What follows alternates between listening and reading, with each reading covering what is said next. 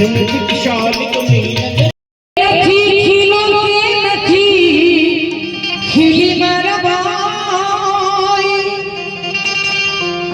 शरीर हो आटला बधा जॉइंट छे आपणा पण कोई जगह खीलो के खीली के स्क्रू मारे हो तो बताओ। हां परमात्मा ની અકળ કૃપા છે અને આપણે એકવાર પડી જઈએ તો પગ ભાગી જાય પછી દવાખાને જાઓ સળિયા નાખે ને પ્લેટો નાખે ને સ્ક્રૂ નાખે પણ આવડા મોટા શરીરમાં ભગવાને ક્યાંય આટલા બધા સાદા શરીરમાં કોઈ જગ્યાએ જોઈન્ટમાં સ્ક્રૂ નથી માર્યો નથી લોઢું નથી લાગવું એવું એ લોઢું નથી લાકડું રે નથી ભાઈ એ નથી ખીલો કે નથી ખીલી મારા ભાઈ એ નથી ખીલો કે નથી ખીલી મારા ભાઈ ભાડુતી ભાડુતી ભાડુતી બંગલો આ કોને બનાવ્યો ભાડુતી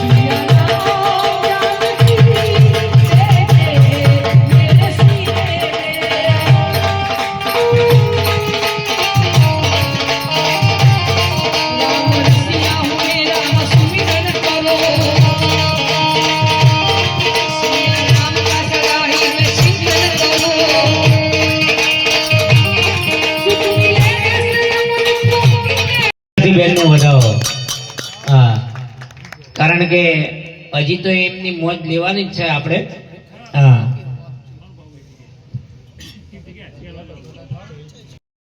આપણા કનુજીના સ્મરણાર્થે એમના દીકરા કલ્પેશભાઈ અને એ જે છે એ બધાના ભાવથી આપણે જે આ ભજનમાં આ ગાવા જઈ રહ્યા છીએ એને કહેવાય એક શ્રદ્ધાંજલિ ભજન નામાવલી. એની અંદર અહીંયા બેઠેલા તમામને મારા નમ્ર વિનંતી, 5 મિનિટ કોઈએ બીડી તમાકુ મસાલાનું સેવન કરવું નહીં. 5 મિનિટ પૂરતું જે જગ્યા ઉપર બેઠા છો એ જગ્યા ઉપર આપણે શાંતિથી બેસવાનું. હલો છે, હલો હલો છે, હલો.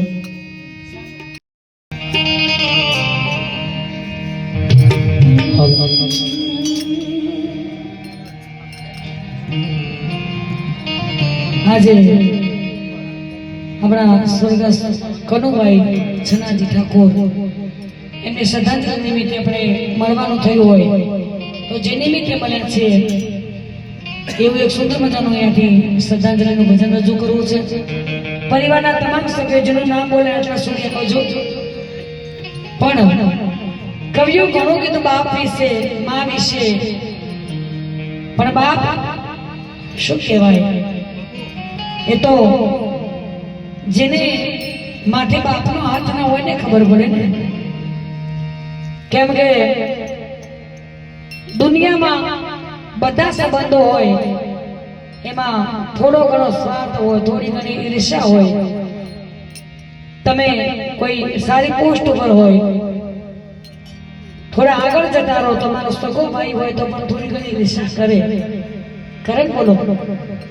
પણ એક બાપ એવું વ્યક્તિ છે કે એનો દીકરો એના કરતા આગળ જાય તેને ગર્વ થાય ને કાયમ એવું છે કે મારો દીકરો મારા કરતા પણ આગળ જાય, મારા કરતા પણ મોટું નામ બનાવે, એમને કોઈ ઈર્ષ્યા ના આવે.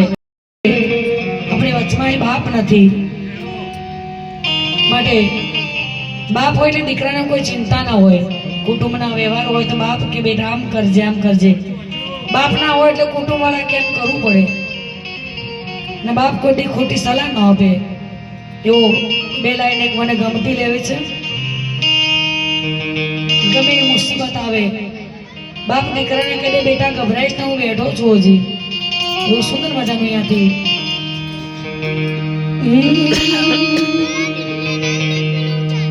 ઉપાધિ કોઈ તું કરના હજી હું બાપ બેઠો છું, હજી તારો બાપ બેઠો છું. જગતમાં કોઈથી ડરના હજી હું બાપ બેઠો છું, હજી તારો બાપ બેઠો છું. એવા એક બાપની શ્રદ્ધાંજલિ હોય ત્યારે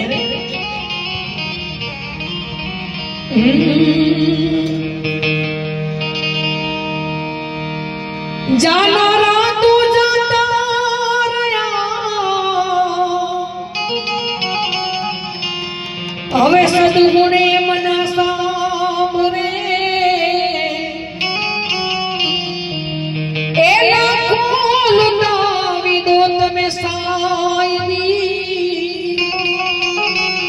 તોય મારા કનો ભાઈ પાછા ના મળે. એમાં પણ અમુક જીવ, અમુક આત્મા ભાગ્યશાળી હોય કે એના ભજન હોય, એમનું ટાણું હોય, એને વસ્તી માય નહીં. અને ભજન હોય તો કલાકારો તમે ધારેના હોય એવા કલાકારો આવી જાય. અને અમુક માણસ એવા હોય એમના ભજન રાખ્યા હોય તો આલતા પૈસા કલાકારો ના મળે. બોલો, તમે પૈસા ખર્ચવા તૈયાર હો છતાં પણ કલાકારો ના મળે. પણ અમારા કનુભાઈ ખરેખર પુણ્યશાળી આત્મા છે. અમારે નક્કી નતું જ. આજે અમારો 3જો કાર્યક્રમ છે. સવારથી 5 વાગ્યા સુધી સતલાસણાથી આગળ હતા. એ પછી નાગલપુર આટલો મોટો કાર્યક્રમ હતો, ખરેખર ખૂબ મોટું આયોજન છે. હિન્દુ મહાસંમેલનનો મોટો કાર્યક્રમ હતો, છતાં સંતોની હાજરી હતી. પણ બાપુએ કીધું કે તમે 9 વાગે 9:30 હાજર થજો. જૂઠું નહીં બોલીએ, ખરેખર સરસ્વતીના સોગન છે. અમે કાર્યક્રમ પડતો મૂકીને આવ્યા. હા, ફક્ત 2 ભજન ગાઈને આવતા રહે છે. આખો કાર્યક્રમ અમારો એમને અમે કીધું તમારે કરવું હોય એમ કરો. અમે ત્યાં બોલ્યા છે એટલે મારે જવું પડે. એટલે મારા કનુભાઈ એવા પુણ્યશાળી હતા કે મારે અહીંયા આવવાનું લખ્યું છે. સોનું દર્શન મારા નસીબમાં હશે માટે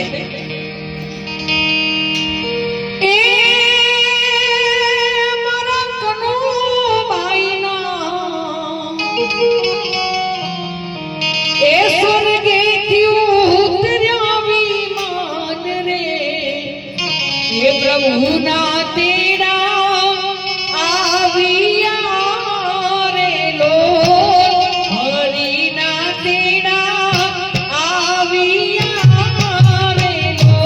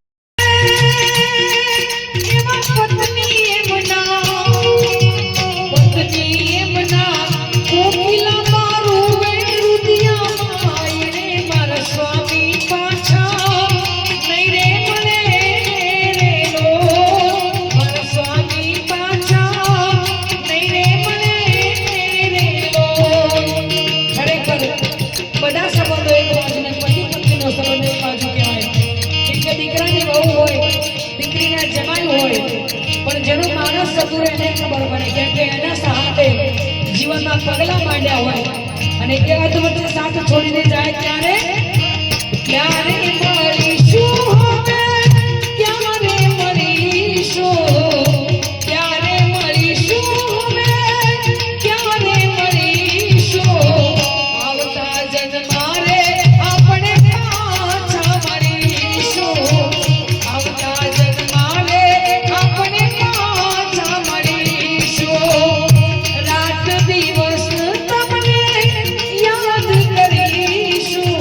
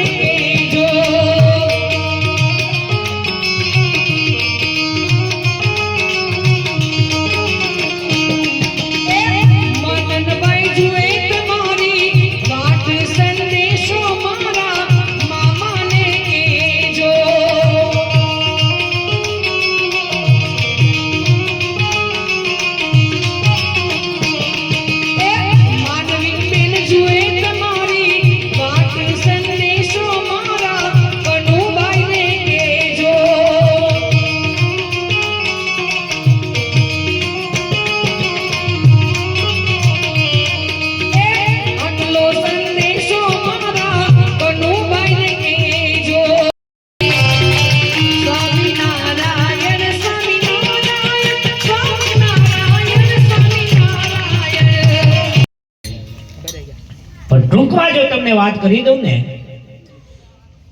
તો આપણા શાસ્ત્રોએ એક જ વાત કરી છે કે આ જગતની અંદર કદાચ એ વાતો ના કરો મિત્રો, કદાચ કોઈ મોટામાં મોટું દેવ હોય ને સાહેબ તો એ આપણું માવતર છે. માવતરથી મોટું આ જગતમાં કોઈ દેવ જ નથી સાહેબ. હા? આપણે માનો, બધાને માનો, કારણ કે કોઈને કુળદેવી આહા ઘેરા કુટુંબમાં મારો બાપ રે, આ શીતળ સાયડો છે મારા બાપનો રેલો. ઈ બા ઘેરો વડલો ઘેરી છાયડી ઈથી ઘેરો છે. શું કામ? કારણ કે હજારો મેણા ટોણા ખાઈ ખાઈ અને જેને તમને મોટા કર્યા હોય સાહેબ, એ દિવસ રાત ન જોયું હોય, તાપ તડકો કે તાજ ન જોયું હોય,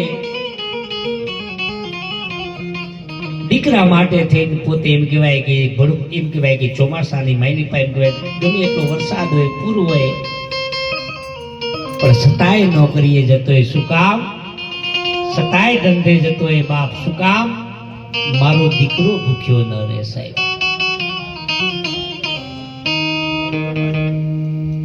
એ ધગધગતા ગરમી હોય અને સતાય એમ કહેવાય કે કામ ઉપર જતો હોય,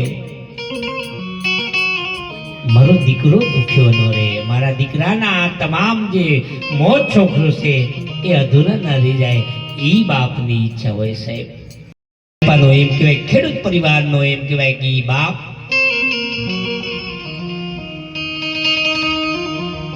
એના લગ્ન થયા પછી એમ કહેવાય 2 વર્ષની માની પા એમ કહેવાય કે એને દીકરાનો જન્મ થાય.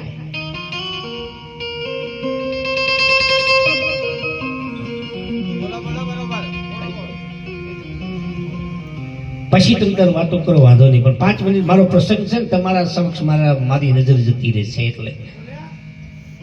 અને 2 વર્ષની અંદર એમ કહેવાય કે ના કરે દીકરાનો જન્મ થાય. દીકરો એમ કહેવાય કે ધીરે ધીરે ધીરે ધીરે 5 કે 6 મહિનાનો થાય. પણ વાત ઘટના એવી ઘટે કે ઈ દીકરાની માને રોગ વ્યાપ્ત થાય અને ધીરે ધીરે ધીરે ધીરે બીમારી એવી બીમારીની ભીમાં એવી આવી ગઈ કે ધીરે ધીરે ધીરે પથારીવશ થઈ ગઈ. અને સાહેબ એક સમય એવો આવ્યો કે એના શરીર ઉપર એમ કહેવાય કે એકલા હાડકા દેખાય. એમ કહેવાય કે જે આ ચામડી છે ને એ હાડકાને ચોટી ગઈ હોય, હાડ પિંજર જેવું જેનું શરીર, તો એમ કહેવાય ટગર ટગર ટગર ટગર 2 આંખો જોવે. અને તેથી એમ કહેવાય કે આ ભારત વર્ષનો પુરુષ એની પાસે જઈને એટલું કહે કે હે અર્ધાંગના, તમારું દુઃખ મારાથી જોયું જતું નથી હો. આ તમારા હાડ પિંજર જેવા શરીરની અંદર તમારું પ્રાણ પંખીડું છે ને, અરે હવે તો હું કહું છું કે અહીંયા કોઈ આશા રાખશો નહીં, કોઈના ઉપર ઈચ્છા રાખશો નહીં, કોઈની ઉપર નજર દ્રષ્ટિ કરશો નહીં. અને તમે સ્વધામમાં મારાથી ન કહેવાય છતાં હું તમને કહું છું, કારણ કે તમારું આ દુઃખ મારાથી જોયું જતું નથી. કઈ આશા છે હજી તમને આ જીવનમાં? હું છે હજી તમે આ પ્રાણ પંખીડું તમારું જતું નથી. અને તેની ભારત વર્ષની માં એટલું બોલતી હોય કે સ્વામી રાજા, મને વેદના થાય છે, મને દુઃખ થાય છે, મારે આ શરીર છોડીને જવું છે, પણ મારી જે એક નજર છે ને, મારી આશ છે ને, એ મારા 6 માસના દીકરા ઉપર છે. અને કદાચ એમ કહેવાય કે હું મરી જાઉં તો મારા દીકરાનું કોણ? આ મા બાપ. અને તેરી ઈ બાપે એટલું કીધું તું કે તમે જો કદાચ સ્વર્ગ સિધાતા હોય ને તો તમારા દીકરાનું પાલન પોષણ હા મને ખબર છે તમે કરો એવા છો, પણ કદાચ એમ કહેવાય કે હું મરી જાઉં અને કદાચ એમ કહેવાય કે તમારા પરિવારે તમને બીજા લગ્ન કરાવે અને કદાચ બીજા લગ્ન થાય ને મારા દીકરાની બીજી માં આવે અને કદાચ એ દીકરાને કદાચ ન સાચવી શકે ને તો હું અધોગતિમાં જાઉં, મને એની ચિંતા છે. અને સાહેબ એ 12 વર્ષનો પુરુષ ઘરમાં જાય, તાંબાના લોટામાં એમ કોઈ પાણી ભરીને આવે, એની અર્ધાંગની સામે એ બીમાર પત્ની સામે ઉભો રહે, હાથમાં આંજળી લે, સૂર્યનારાયણ સામે દ્રષ્ટિ કરીને કે હે અર્ધાંગની જોઈ લે, હું પ્રતિજ્ઞા કરું છું બાપ કે હું અને તેની હુરજ નારાયણ એટલું કે ભલે ઉગ્યો બાણ બાણ લવતી હારા બામણા જરણ મસદ જરણ રાત કચ્છપ રાઉત હાય કચ્છપના દીકરા કદાચ જો તું વાત સાંભળતો હોય તારી સાક્ષીએ હું પ્રતિજ્ઞા લઉં છું તને એમ છે ને કે આ બીજા લગ્ન કરશે જા હાવ હું તને એમ કહેવાય વચન આપું છું કે આ ભવમાં નહીં પણ સાત ભવ બીજા લગ્ન નહીં કરું, આ મારું વચન છે. અને એમ છે ને કે મારા દીકરાને કોણ સાચવશે? હું તને વચન આપું છું કે તારા દીકરાને બાપ બની નહીં હું માં બનીને મોટો કરીશ, માં બનીને. આ બાપની તાકાત છે સાહેબ. સમય વયો જાય, પ્રસંગને આપણે 2 મિનિટના પૂર્ણ રૂપ આપી દઈએ અને ધીરે ધીરે એમ કે દીકરો મોટો થાય અને ઈ 6 માસનો દીકરો મોટો થઈ અને યુવાન બને. સાંભળી લેજો, એના લગ્ન થાય. ટૂંકમાં એટલા માટે કહું છું કે આપણે ભજનના દોર તરફ જવું છે. એના લગ્ન થાય અને એના લગ્ન થયા પછી એના ઘરે ઘરના આવે અને એને દીકરો થાય. સાંભળી લેજો. અને પછી જે ઘટના ઘટે, એના ઘરવાળા આવે ને અને ઘરમાં એમ કહેવાય કે વૃદ્ધ પિતાને જોવે, સસરાને જોવે અને વહુએ એટલું કીધું તું આવતા પહેલા જ કે સાંભળી લ્યો કે હું આ ઘરમાં 2 વસ્તુ ટકશે કે કઈ કા હું રહું કા તમારો બાપ રે. કે હું કામ? કે તમારા બાપને એમ કહેવાય કે વૃદ્ધાવસ્થા થઈ છે અને એમ કહેવાય કે એમને છે ને ઈ કફ થાય છે અને ગળફા બહાર ફેંકે ને મારા દીકરાને કદાચ રોગ લાગુ પડી જાય, કોઈ ટીબી થઈ જાય, કોઈ કેન્સર થઈ જાય તો કે હું કરું? તો તમારા બાપને આપણે વૃદ્ધાશ્રમમાં, ટૂંકમાં તમને વાત કરી દઉં, ઘરનો વિસ્તાર છે અને એ વૃદ્ધાશ્રમમાં એમ કહેવાય બાપને મૂકવાની વાત કરીને દીકરો ખચકાય પણ કે ઉભારો હું મારા પપ્પાને પૂછી લઉં. બાપને જઈને એટલું કીધું કે બાપા તમારી વૃદ્ધાવસ્થા છે, અમે પતિ પત્ની 2 કામ કરતા હોય, હું નોકરીએ જાઉં, એક બાળકને સાચવે, તમને સાચવી ન શકે કે તો તમને વૃદ્ધાશ્રમમાં અમે મૂકી આવીએ તો ફાવે? અને સાંભળી લેજો, એ 12 વર્ષનો બાપ એમ કહેતો હોય કે બેટા મને ગમે ત્યાં મૂકે તોય ફાવે હો. જો તું સુખી રહેતો હોય ને, તારો ઘર પરિવાર સુખી રહે ને તો મને વૃદ્ધાશ્રમમાં મૂકે ને તોય મને ફાવે. સાંભળી લેજો, એ વૃદ્ધાશ્રમમાં મૂકવા જાય.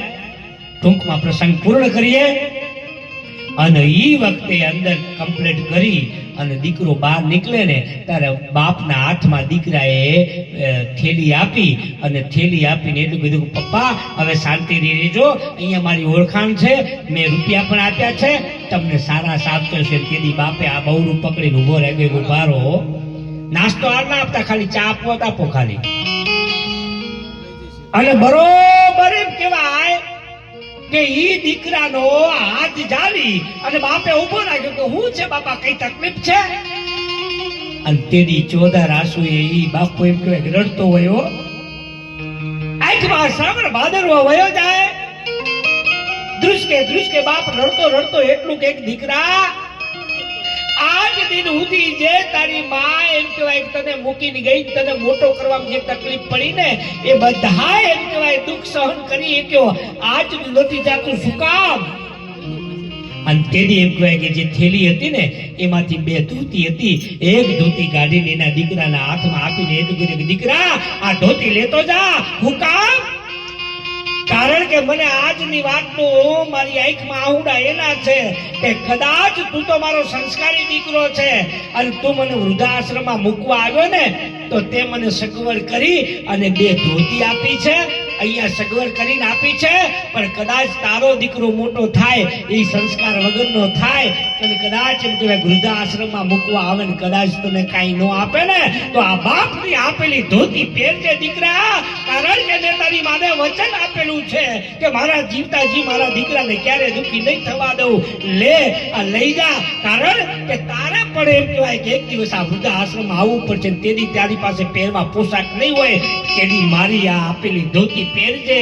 અને એ વાત એમ કહેવાય કે જ્યારે દીકરાના કાનમાં પડી ત્યારે દીકરાના કાનમાં એક કીડા હોય ને એવી વેદના થાય. દીકરા જગતની મારી ભાઈ એમ કહેવાય કદાચ કોઈ કંઈક હોય ને તો એ પોતાનું માવતર છે. અને ત્યારે એમ કહેવાય કે આજનો કવિ આપણો કહેતો હોય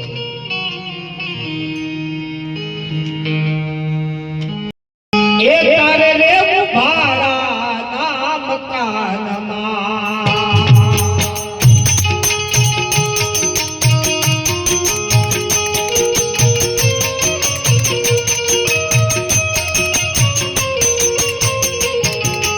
ઓજી સાને ભરે છે માનમાં અભિમાનમાં, તારે રેવું ભાડાના મકાનમાં.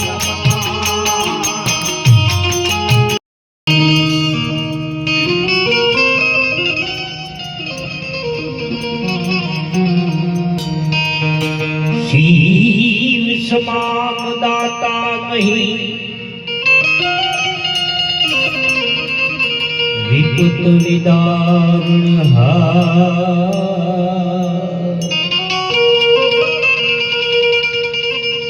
એ અબલજીયા મોરી રખિયો જીવનંદી કે અસવા.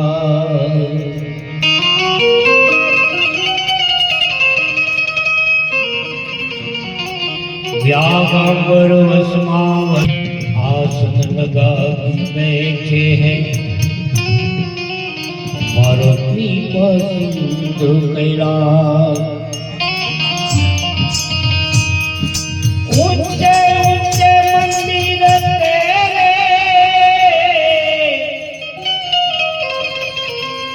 ऊंचा है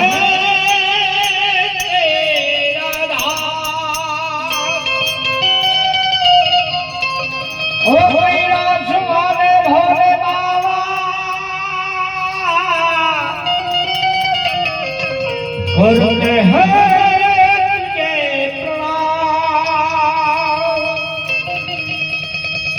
ओ कैलाश वाले चावी गई भोले बाबा करते चापी અને નગર में जो भी आया भजन ने આપણે એક ફરમાઈશ પૂરી કરીએ પણ એ પહેલા આપણે ચાપી લેવું બધા.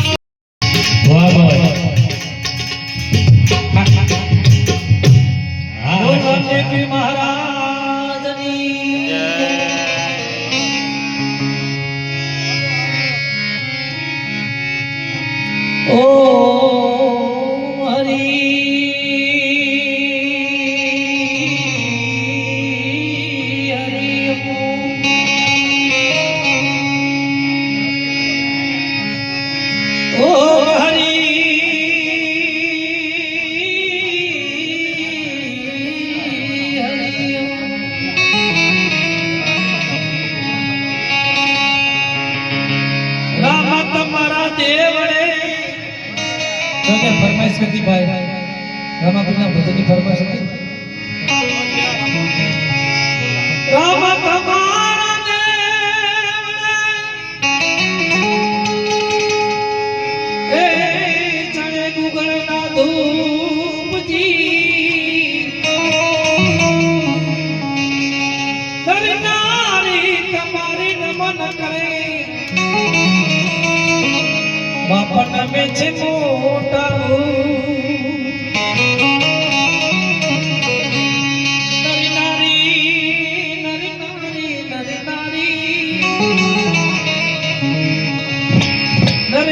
તમારી નમન કરે બાપન મે છે મોટા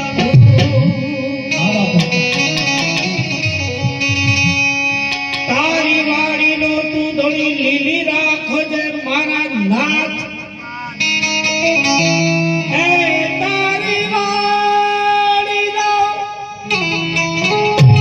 તારી વાડીનો તું ધોળી લીલી રાખજે મારા આ બળતામાંથી બચાવજે ગુણ ગાવું મેં દિન રાત એ